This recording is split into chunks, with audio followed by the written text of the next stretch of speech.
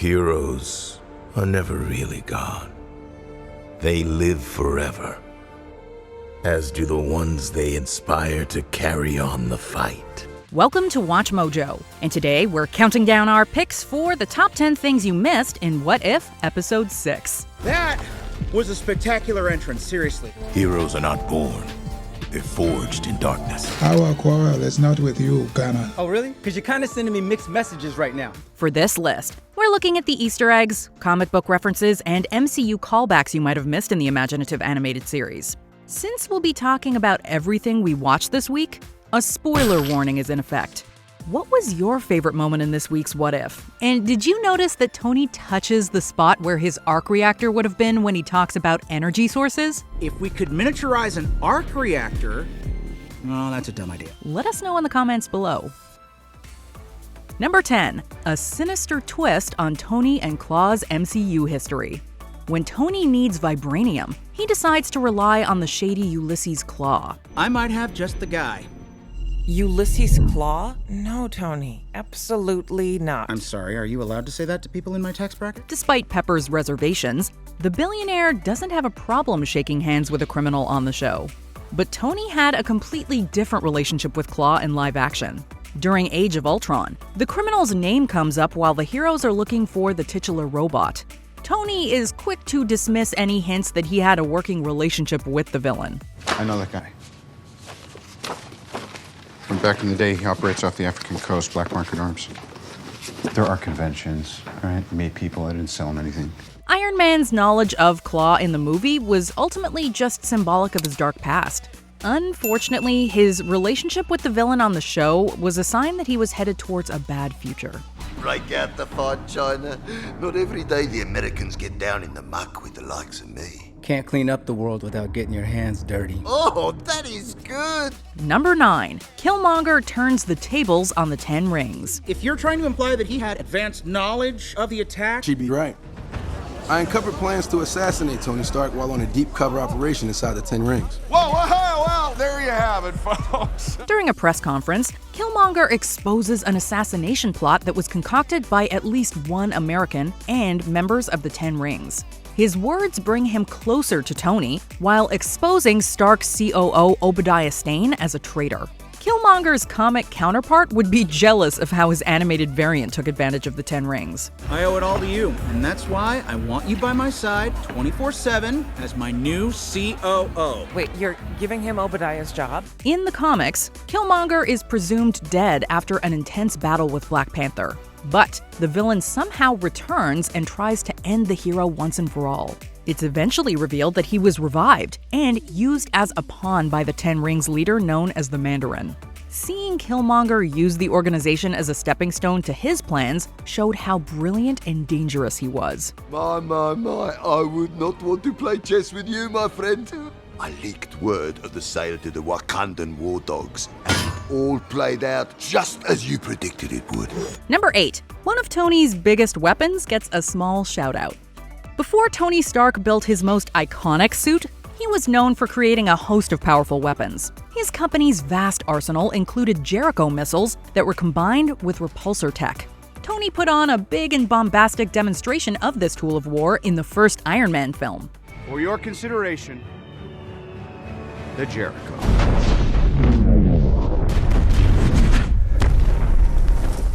While he probably gave the same presentation in the What If story, we only get to see a small hint of the Jericho missiles through Killmonger. During his tour of Tony's lab, he picks up a weapon that's based on the bigger missile system. Repulsor tech? Try to miniaturize the Jericho into a portable firearm.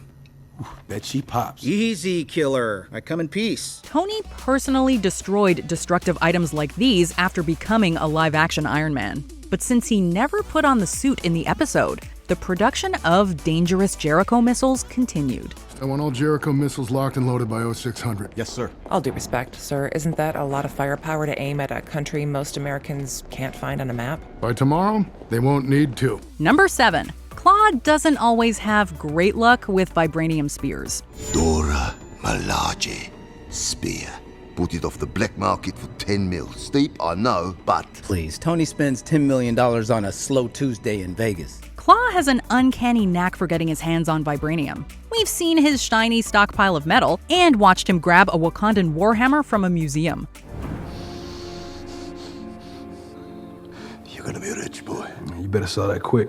It's already sold. While it's hard to choose which item is more iconic, seeing him with a vibranium spear is definitely ironic. In the comics, Klaue met resistance when he tried to break into Wakanda with a powerful gun. During a fierce battle, a spear pierces his arm, and he drops the weapon. After T'Challa picks up the gun and turns it on Klaue, the villain loses his arm. If Klaue's animated counterpart knew about this spear story, we think he would have tried to get someone to take it off his hands much sooner. We better load up the product. The door will be here soon. Number 6. Killmonger enters the battle with the Border Tribe. The drones operate via a hive matrix, communicating with each other in real time to maximize strategic efficiency. Then how do we cut them off from their network? We let them inside our force shields. After carefully manipulating major events, Killmonger makes it so the Wakandans have to fight an army of drones. In order to look like a hero, he jumps on a rhino and rides into battle to fight the robots. The sight of Killmonger riding this animal as part of a complex scheme is a great callback to 2018's Black Panther.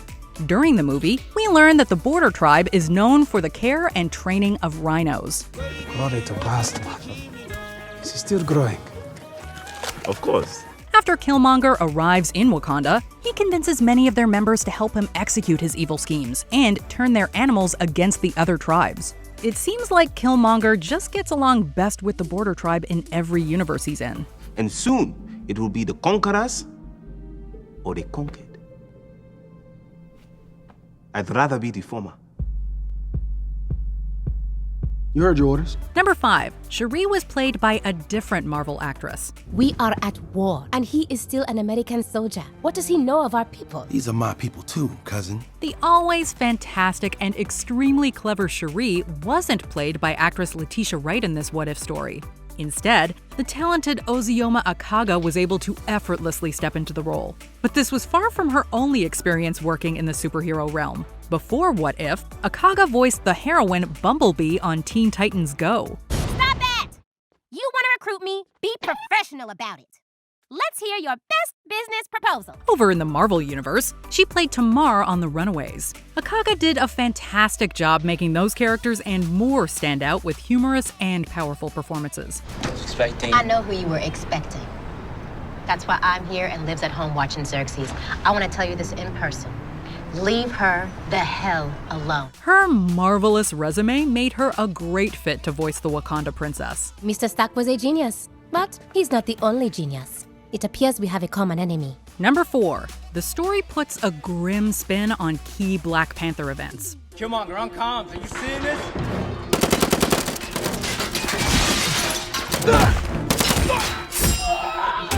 We didn't think anyone would be able to stop the Black Panther after his incredible fight scene. Unfortunately, Killmonger is able to use a sonic weapon to stop the king in his tracks. The villain goes on to execute T'Challa and get away with it. This harrowing scene was a dark reflection of their big live-action clash. After Killmonger puts on a vibranium suit, T'Challa uses sonic technology to create an opening. Shuri! Turn on the train on the bottom track. The stabilizers won't deactivate your suit. You won't have protection. Neither will he. The hero is eventually able to deal his cousin a fatal blow. Despite the intensity of the battle, the two watch the sunset together before Killmonger perishes. But in this dark what-if world, the villain doesn't let his cousin see that beautiful light. Does it meet your expectations? It surpasses them. I only wish we could share it with our brothers and sisters across the world. Number 3. Michael B. Jordan really does love anime. Although the Watcher is usually the character that's breaking the fourth wall, Killmonger and Tony did everything but wink at the audience with a funny and animated conversation. Bold design choice. What? I like anime. Worst case scenario, we'll end up with the world's most expensive Gundam model. Stark's Gundam joke wasn't just a nod to the long-running anime. Actor Michael B. Jordan, who plays Killmonger, is a huge fan of the genre. He's discussed everything from Gundam to Dragon Ball Z in various interviews. And on top of watching anime, Michael B. Jordan executive produces and stars in an animated series called Gen Lock. He voices a character who uses a mecha to take the fight to his enemies. I like seeing you smile. Been too long. I'll stay here this weekend, all right? Love you. Love you. Jordan's love for anime and involvement with another mecha show made Killmonger's Gundam-inspired robot a ridiculously fun reference. You're suggesting we let the killer robots into the city? That's the only way to disconnect them from the Jarvis AI. After that, we'll destroy them. Number 2, these aren't the first liberators. Jarvis, search the MIT doctoral thesis database. Project Liberator. You got an ear for branding, I'll give you that. Killmonger couldn't have picked a more inappropriate name for his domineering robot army project. But as bad as this Liberator line of drones seemed on the show, they could have been much, much worse. What's the next move? They want a war, so that's what we'll give them. Put the Liberator drones into production. Okay, hold on. In one Marvel universe, the United States is attacked by a group of robots and supervillains. This evil team is known as the Liberators. Featuring versions of villains like the Crimson Dynamo and Abomination, the team was a serious threat to the heroes and country as a whole. Fortunately, the heroes were eventually able to triumph against this massively evil force. We think the good guys in What If got off relatively easy by only having to break an army of robots.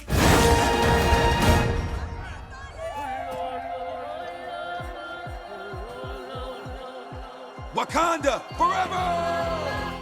Before we continue, be sure to subscribe to our channel and ring the bell to get notified about our latest videos. You have the option to be notified for occasional videos or all of them. If you're on your phone, make sure you go into your settings and switch on notifications.